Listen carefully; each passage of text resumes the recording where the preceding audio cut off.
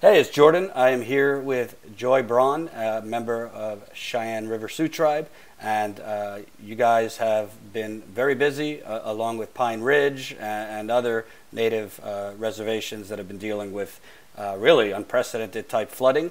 I want to get to that, but first, it's like this force that never ends. A judge had blocked the Keystone XL Pipeline, citing that the Trump administration did not, and the company did not do a formal or thorough environmental review.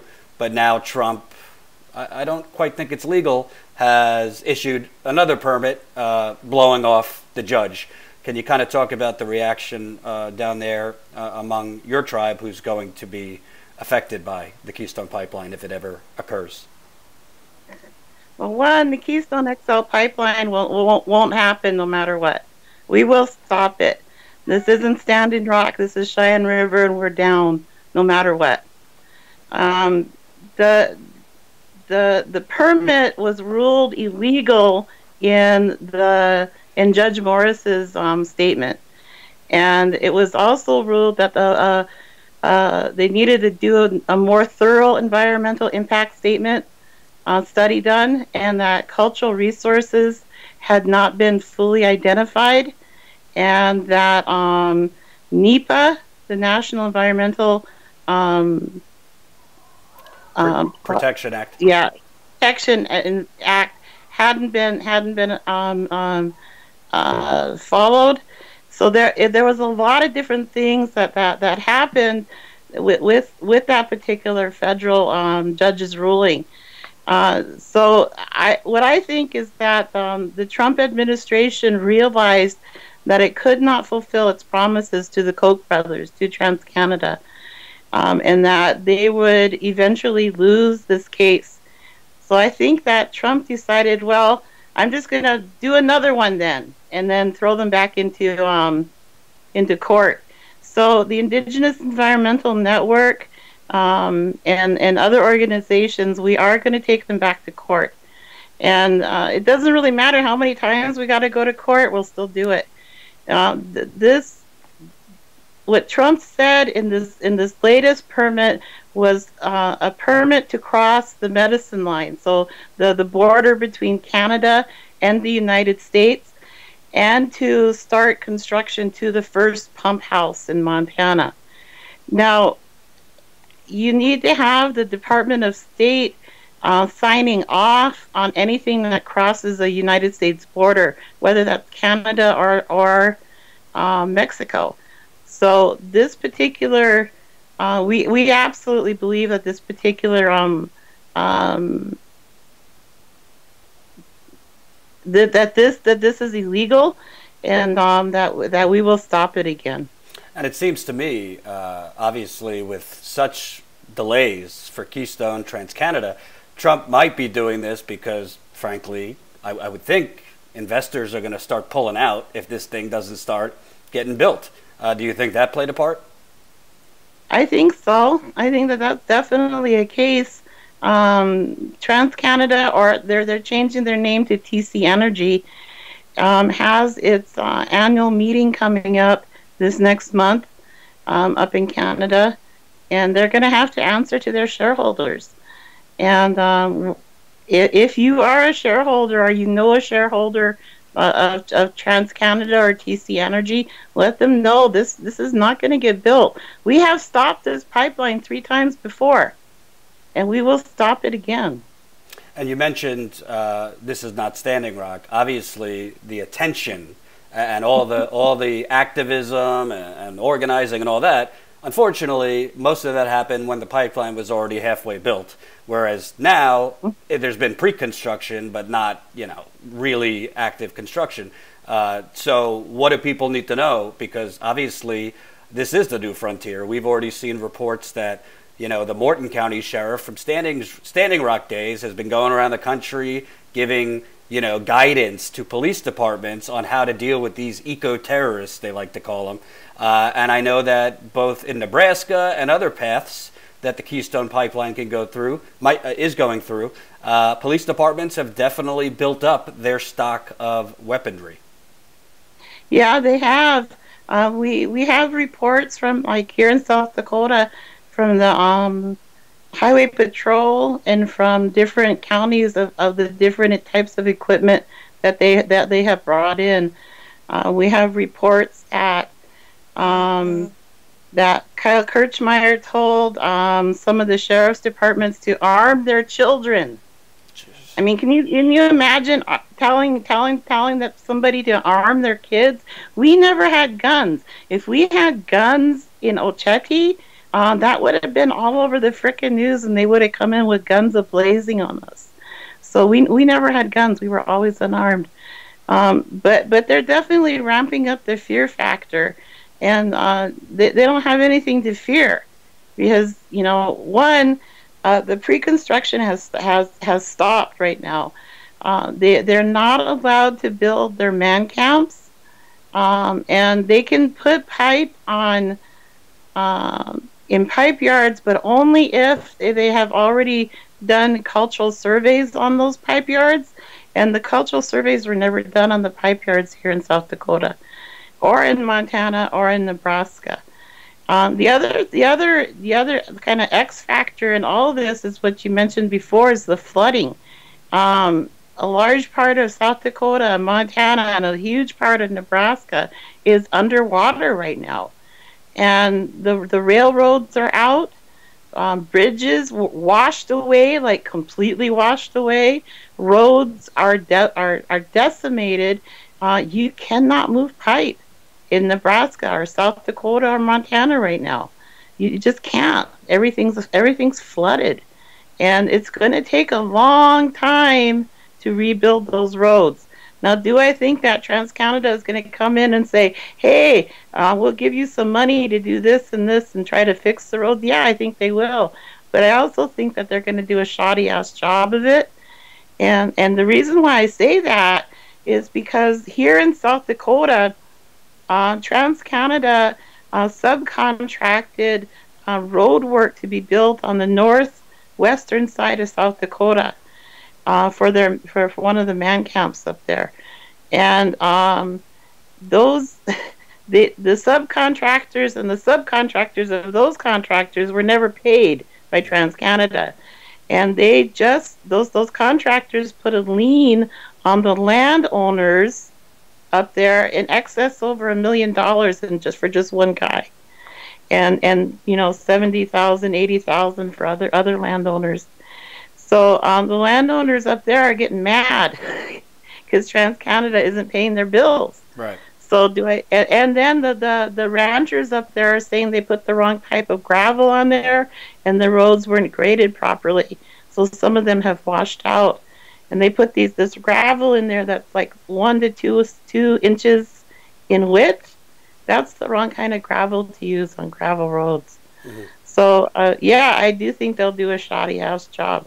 And you said that you and your group are going to be filing against the Trump administration pretty soon? Mm-hmm. Yeah, we will. Okay. And I wanted to ask you on the flooding, it's very interesting to me that the Democratic Party and folks seem very interested when Native Americans' votes might be suppressed, and that hurts the Democratic Party. They were very active and loud about that before the North Dakota Senate race where Heidi Heitkamp lost. I don't hear anyone in the Democratic Party, nationally that is, talking about all this flooding going on, climate-induced flooding from Pine Ridge to Cheyenne River. You could tell me, but I'm hearing that you've been asking for federal help. You're not getting any federal help. Obviously, that's Trump and his administration's fault. But where is the Democratic Party? I mean, thousands of people have been stranded. You have roads that you can't go to and from. On Pine Ridge, at least, people didn't have enough food, water. Can you kind of talk about what you're all dealing with, and where is the national support?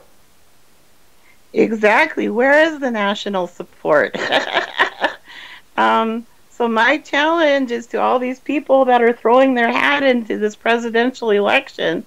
All you Democrats and independents and whoever the heck you are, come to South Dakota. You guys want our vote? Come to South Dakota.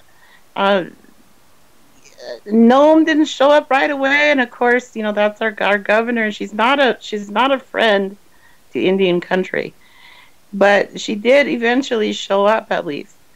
But the reality is that whether it's Pine Ridge or Rosebud or Cheyenne River or Crow Creek or Lower Brule or Sisseton, Wahpeton or whichever tribe it is, we need help with infrastructure. We've always needed help with infrastructure. And the same amount of dollars for infrastructure is allotted to our reservations, which are sometimes the size of Delaware or Connecticut, as is the same for like a village in Alaska. So like a village in Alaska will have awesome roads in that little tiny village, but we don't have anything. And before the floods, there were sometimes potholes as big as cars in some of our roads. So my challenge is to them is to come to South Dakota, come to Nebraska. The Ponca and the tribes in Nebraska were decimated as well. I mean, really bad, and they need help.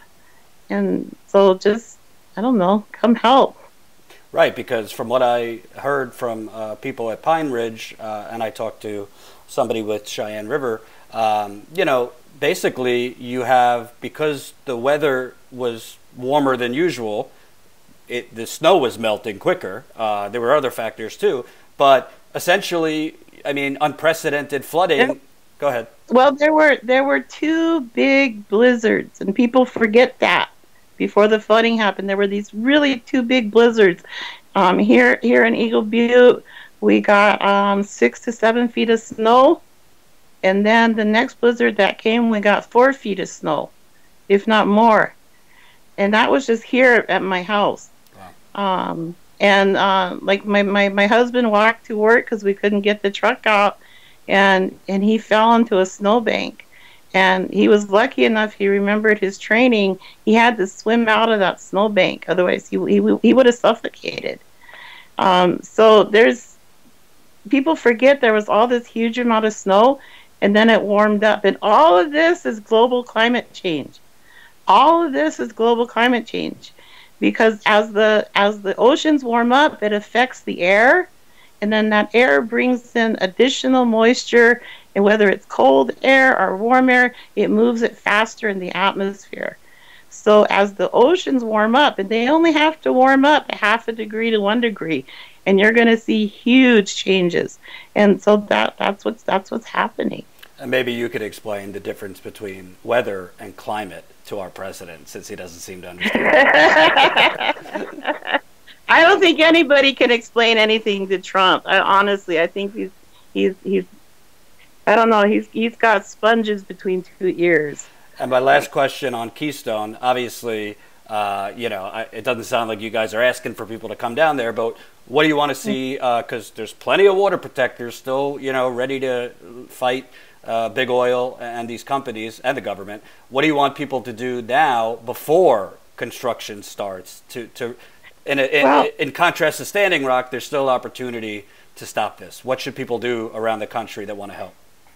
So right now, there's a Promise to Protect tour that's happening with the coalition, with the different tribes: Cheyenne River Sioux Tribe, Rosebud Sioux Tribe, Pine Ridge, Dakota Rural Action, 350, Sierra. All these. There's been this coalition that was formed throughout the 10 years that we've been fighting this, and we developed a Promise to Protect tour, and that's going on right now. And go to one of the trainings, learn what you can do hands-on in your area. I think this next weekend they're in Minneapolis, but they're going to like Minneapolis and Seattle. They were in Albuquerque. They're going to be down in the Bay Area, and so learn how to do nonviolent direct action. Learn the things that you can do in your community. Still a lot of divestment, and not just Wells Fargo. The biggest funder for Keystone XL and tar sands is Chase Bank. So I would say target Chase Bank. And Rainforest Action Network has some things that are going to be going down the spring and summer with Chase Bank, definitely follow up on that. We are not asking for people to come to the reservation right now. We're dealing with the flood. We're dealing with our roads. We're dealing with other things right now, and we do not need a bunch of people showing up and thinking that they're going to camp, because we cannot do that. We got to take care of ourselves first. And it wouldn't really do any good because there's no pre-construction going on right now. If we do catch pre-construction, or if we do things, see things happening, we'll document that, and we will give that to our lawyers, because right now the fight is in the court system and with the divestment. So things you can do is target Chase Bank. Things you can do is let the Army Corps of Engineers know. Again, Army Corps of Engineers, let them know that we need to not provide the permits for the Missouri River crossing, which is happening up in Montana, but also the other rivers crossing. There's like over 70 crossings here in South Dakota alone. Let the BLM know that we don't want them crossing Bureau of Land Management land. So there are things that we can target. Definitely watch my feed, watch Indigenous Environmental Network, watch Dakota Rural Action, watch even 350, and we'll give you guys things that you need to do, whether you're in Seattle or New York or the Bay Area. There's lots of stuff to do. Great. Thank you so much for taking the time. I hope you and your family are okay with the flooding. And we're good. And we'll stay in touch. All right, cool. Thank you. Hope you enjoyed that last video. Hop on over to statuscoup.com, where you can sign up for our email list and become a member for as low as $5 to $10 a month. Membership is how we grow. That's statuscoup.com/join. And remember, join our email list so we can grow the revolution with you.